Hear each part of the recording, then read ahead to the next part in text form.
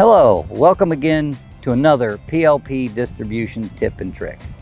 Today, we're going to talk about placement of the spiral vibration damper, or the SVD. The SVD is installed on conductors to eliminate aeolian vibration. Aeolian vibration is very similar to the vibration in a guitar string, and we want to knock that vibration out of the system. Like a guitar string, by simply touching it, we can install an SVD onto the system, and with it in contact with the conductor, we'll simply knock it out of resonance and keep it from vibrating. So where do we put the SVD? How do I install it? Well, the nice thing about an SVD is it is not placement sensitive. You can put it anywhere on the span in which you need to address. That means I can put it right here at the support location, or I can put it out in the middle of the span.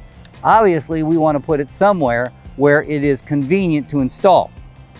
So the first thing we want to do is simply wrap it or coil it onto the conductor and snap it in place.